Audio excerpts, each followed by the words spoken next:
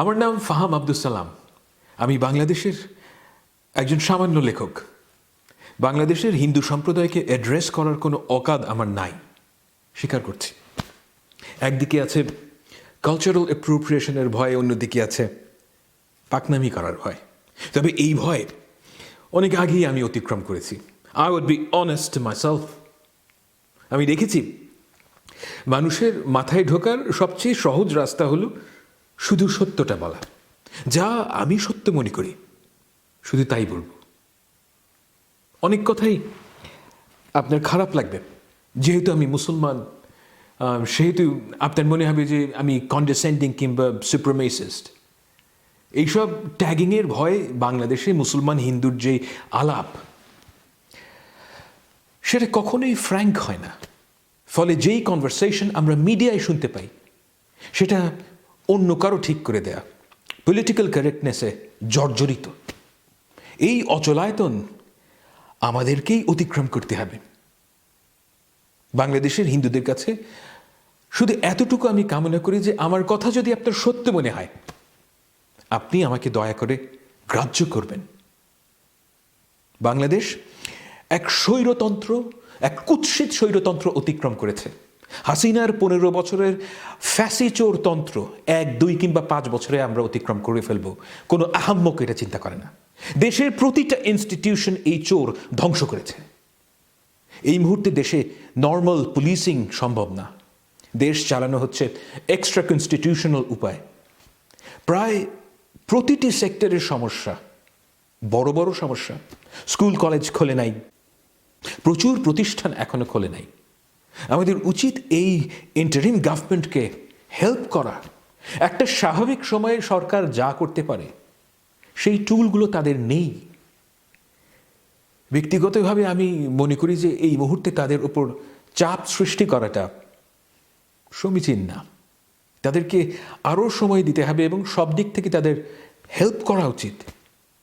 2 দিন আগে ঢাকার শাহবাগে হিন্দু সম্প্রদায় জড়ো হয়ে বিক্ষোভ করেছেন। দেখেন, বিক্ষোভ করা আপনার অধিকার এবং আপনি যে কোনো সময় তা করবেন, এটা আমি চাই। কিন্তু বিক্ষোভের বিষয়বস্তু কি, আমি এটা নিয়ে কিছু বলতে চাই। গণঅভ্যুত্থানের পর 2-1টা মন্দির ভাঙা হয়েছে সত্য, এমনকি একটা মন্দির ভাঙাও অনেক বেশি। এই কথা আমি বিশ্বাস করি, সত্যিই করি। যা সলেম এবং যা সেক্রেড, যে ধর্মের মানুষের কাছেই মনে হোক না কেন, সেটা ভায়োলেট করা যাবে না। কিন্তু এই দুষ্কর্ম বাংলাদেশকে মোটেও রিপ্রেজেন্ট করে না, এমনকি অল্প কিছু মানুষকেও রিপ্রেজেন্ট করে না। অসংখ্য মন্দির দাড়ি টুপিওয়ালা মানুষ রাত জেগে পাহারা দিয়েছে। কত মানুষ যে আমাকে 5 তারিখে যোগাযোগ করেছেন তার হিসাব নেই। তারা জেনুইনলি কনসার্নড যে হিন্দুদের যেন কোনো ক্ষতি না হয়। আপনারা একটা সহজতম সত্য বুঝতে চান না। এই যে কোটি কোটি মুসলমান আপনাদেরকে রক্ষা করতে চায়, এর কারণ জন স্টুয়ার্ট মিল না, বাংলাদেশের সংবিধান না। এর কারণ যে সেই মুসলমান। আমি মুসলমান বলেই এই বিশ্বাস করি ও এই অ্যাক্ট করি যে আমার দ্বারা আপনার যেন কোনো ক্ষতি না হয়, আমার দ্বারা যেন কোনো অবিচার না হয়। আমি জানি না যে আল্লাহর কাছে আপনি পছন্দনীয় না আমি। এই হিউমিলিটি আমাকে বাংলাদেশের সংবিধান দেয় নাই, ইসলাম দিয়েছে। কথাটা আমার একার না, লক্ষ লক্ষ মানুষের। হিন্দু সম্প্রদায়ের মানুষরা মনে করেন যে একজন মুসলমান যে একজন হিন্দুকে ভালোবাসতে পারে, এর একমাত্র অজুহাত হলো যে আমি বাঙালি।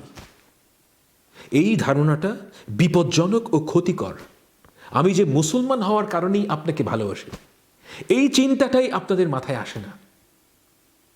আমার মুসলমান থাকাটা আসলে আপনার জন্য লাভজনক।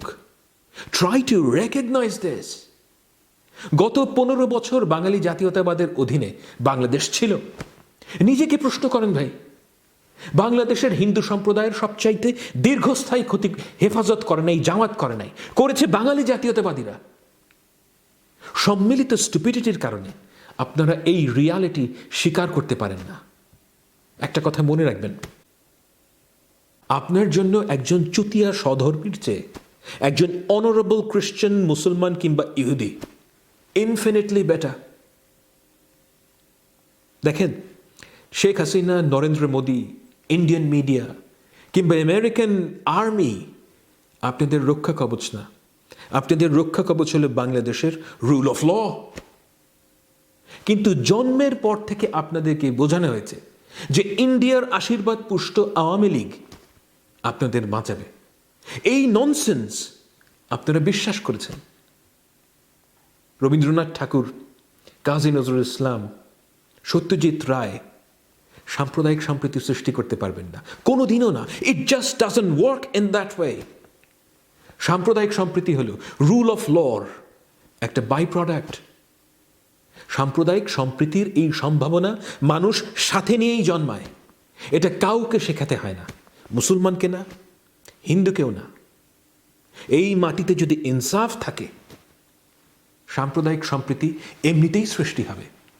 আর যদি রুল অফ ল না থাকে, আপনিও মারা খাবেন, আমিও মারা খাব, কেউ আগে কেউ পরে।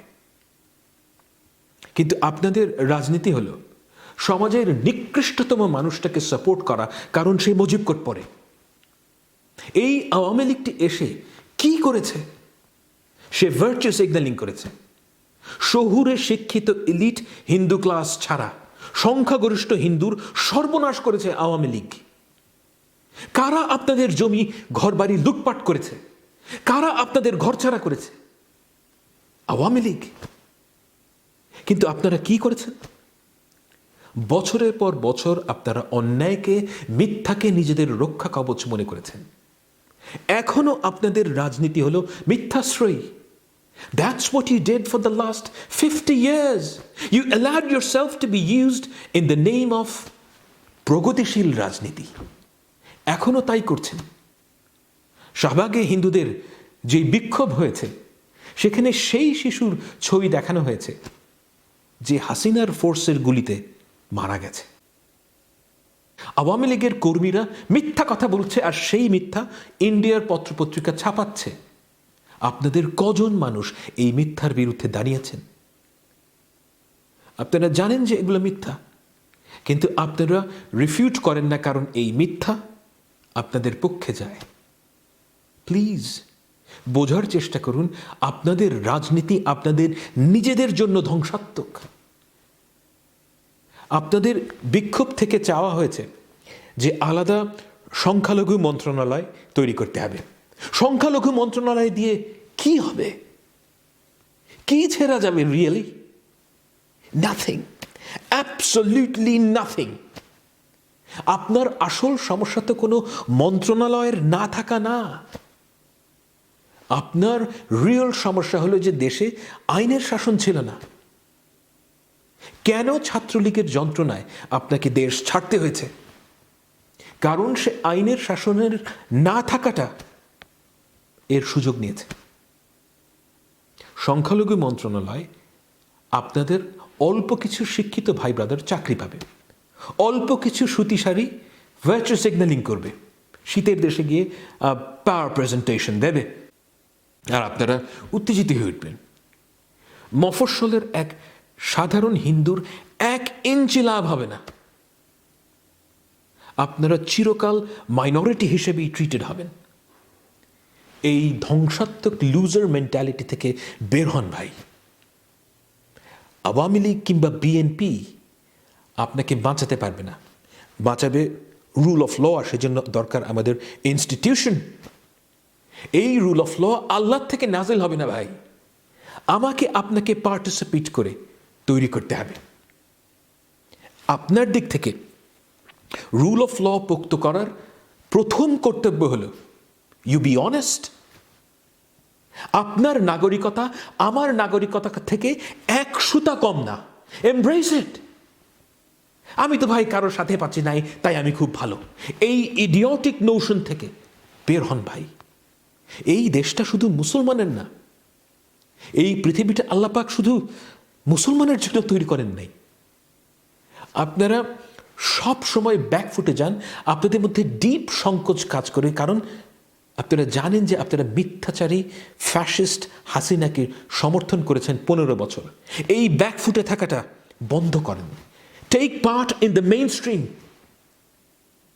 গোবিন্দচন্দ্র প্রামাণিক সাহেবকে ঠিক এই কারণে আমি সম্মান করি, কারণ তিনি তার জায়গা থেকে সত্যটা বলছেন।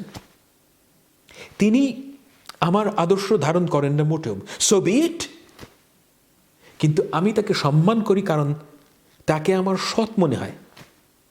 বাংলাদেশের কয়টা প্রমিনেন্ট হিন্দু লোক আপনারা দেখেছেন যারা বলছে গত 15 বছরে হিন্দুদের সামষ্টিক স্বার্থের দিক থেকে আওয়ামী লীগ ক্ষতি করেছে? আপনারা সব সময় মনে করেছেন আপনাদের গোষ্ঠীর মুখপত্র হবে একদল ইতর, চোর, বাটপার। কি লাভ হয়েছে? Ask yourself. আপনারা নিজেদেরকে দুর্বল করেছেন, আপনাদের সংগঠিত হওয়ার সম্ভাবনা সংকুচিত করেছেন। You allowed yourself to be used. Be a proud and honourable Hindu. আমার বলার কথা এতটুকুই। দেখেন, আমি কারোর ধর্মবোধ নিয়ে আঘাত করতে চাই না, যদি করে থাকি আমাকে মাফ করে দিন, কিন্তু আমি সত্য বলছি, আর যদি সত্য বলে থাকি তাহলে চিন্তা করবেন। ভালো থাকবেন।